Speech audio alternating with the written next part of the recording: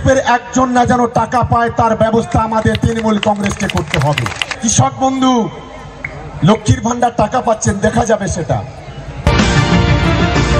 আপনি দেখেছেন বাজারে বলে দেওয়া হয়েছে তো, যারা 1000 পেত 1500 পাবে, আর যারা 1200 পেত তারা 1700 পাবে। এটা কি কম হলো? এপ্রিলের মধ্যে যদি বিজেপির সরকার হয়, 1 মে 3000 টাকা ঢুকবে মহিলাদের অ্যাকাউন্টে। এই টাকা নওশাদ আব্বাসের মতো দালালরা দেয় না। এই টাকা মমতা বন্দ্যোপাধ্যায় তার রাজস্ব কোটা থেকে বাংলার গরিব মানুষের হাতে পৌঁছে দিচ্ছে, বাংলার মানুষের মুখে হাসি ফোটাচ্ছে। শুনলেন শওকত মোল্লার বক্তব্য। তৃণমূল কংগ্রেসের বিধায়ক, যার দায়িত্বে ভাঙড়ের একটা অংশ আছে, সেই শওকত মোল্লা কি বললেন? শওকত মোল্লা এর আগেও এই কথাটি বলেছেন। গ্রামে গ্রামে সেই বার্তা উঠেছে অনেক আগেই, অথচ এই বার্তাটা নিয়ে রোজই সুর চড়াচ্ছেন শওকত মোল্লা। তার নিশানায় কে? অবশ্যই নওশাদ সিদ্দিকী, ভাঙড়ের আইএসএফ বিধায়ক। ঠিক সেখানেই 26-এর ভোটে খেলা ঘোরাতে গরমা গরম নিদান শওকত মোল্লার।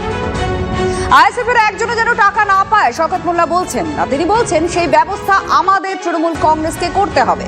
পরবর্তীকালে লক্ষ্মীর ভান্ডার পাচ্ছে কিনা সেটা দেখা হবে। শওকত মোল্লার বক্তব্য, তৃণমূলকে ভোট না দিলে কেউ সরকারি প্রকল্প পাবে না।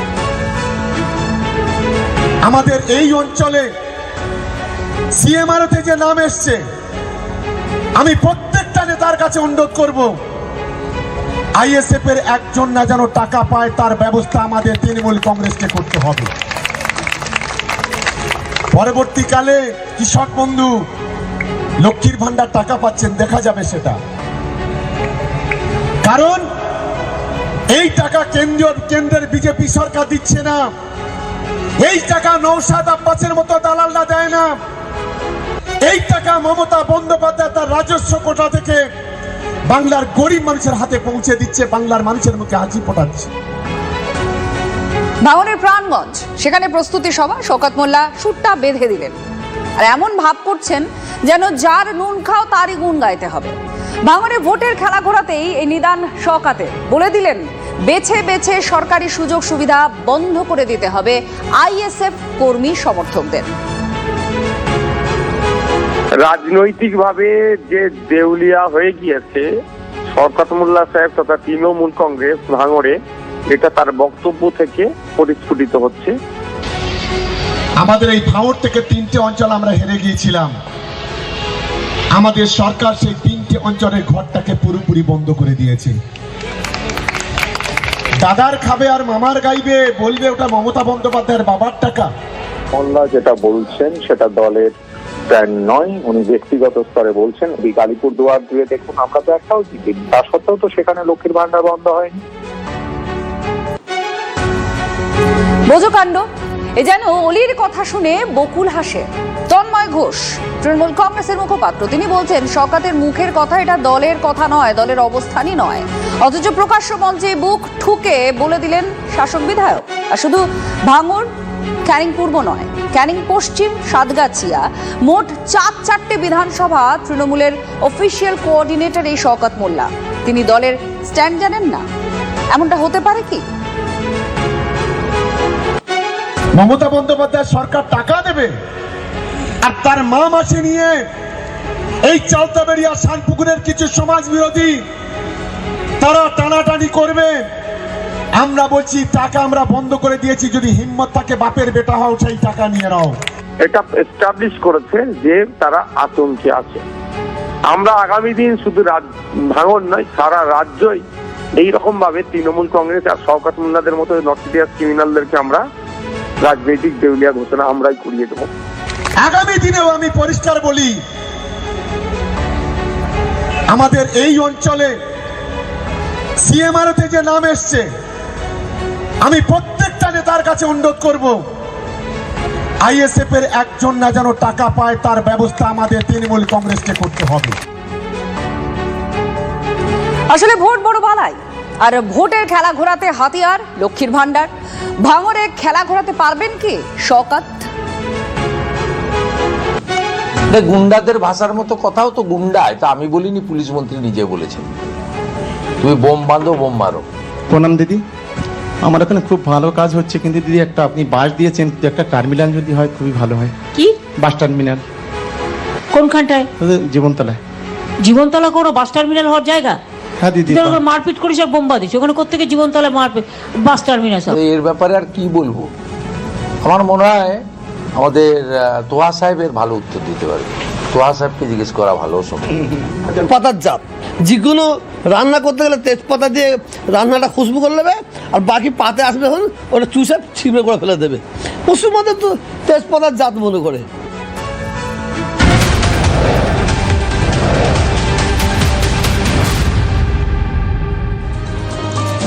সম্প্রতি মুখ্যমন্ত্রী তথা তৃণমূল সুপ্রিমো তিনি ঘোষণা করেছিলেন যে 500 টাকা বাড়িয়ে দিয়েছেন লক্ষ্মীর ভান্ডারে, কিন্তু শুভেন্দু অধিকারী তিনি ডাবল বাড়িয়ে দেওয়ার কথা বলছেন। কিভাবে? তিনি রামপুরহাটে সভা থেকে বলছেন যে বিজেপি ক্ষমতায় এলে লক্ষ্মীর ভান্ডার হয়ে যাবে 3000 টাকা, প্রতি মাসের 10 তারিখের মধ্যে সেই টাকা অ্যাকাউন্টে ঢুকে যাবে। শুনুন কি বলছেন শুভেন্দু। পেটে ভাত মাথায় ছাদ, ভারতীয় জনতা পার্টির অঙ্গীকার আমরা মা বোনেদের হাতে মে মাসে বিজেপি সরকার হবে প্রথম সপ্তাহে বা এপ্রিলের তৃতীয় সপ্তাহে। এপ্রিলের মধ্যে যদি বিজেপি সরকার হয়, 1 মে 3000 টাকা ঢুকবে মহিলাদের অ্যাকাউন্টে। আর মে মাসে যদি বিজেপি সরকার হয়, 1 জুন ঢুকবে আপনাদের অ্যাকাউন্টে। শুধু মহিলাদের নয়, বার্ধক্য ভাতা, বিধবা ভাতা, দিব্যাঙ্গ ভাতা, তফসিলি ভাতা, তফসিলি উপজাতি ভাতা, লোকপ্রসার শিল্পী ভাতা, সব ভাতার ক্ষেত্রেই আগামী দিনে ভারতীয় জনতা পার্টি সংকল্প পত্রে যে কমিটমেন্ট ঘোষণা করবে সেটাই আমরা রাখব।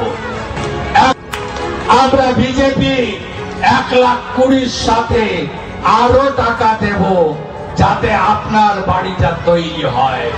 বিজেপি যেদিন আসবে পরের মাসেই বাড়ি প্রতি 80,000 প্রধানমন্ত্রী সূর্য ঘর, সোলার প্লেট লেগে যাবে, ইলেকট্রিকের বিল দিতে হবে না বন্ধু।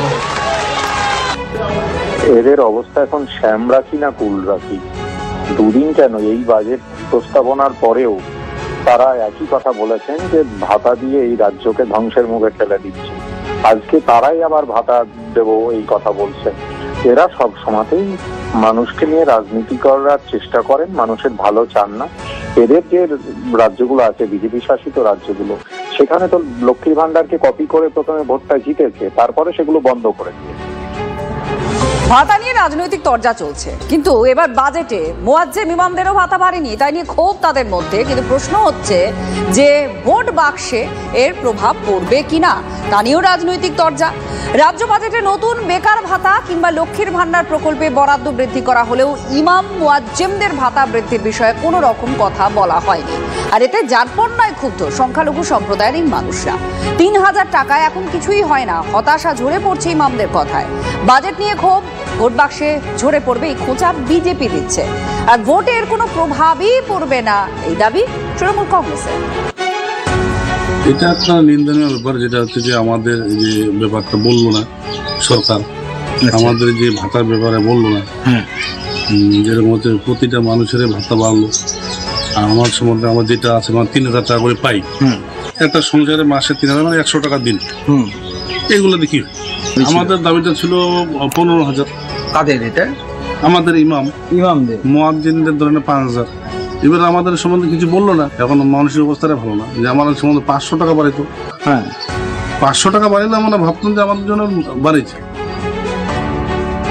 বাড়ানো উচিত, সবারই তো যেহেতু বাড়লো, তাহলে ইমাম মুয়াজ্জিনদেরও বাড়ানো উচিত।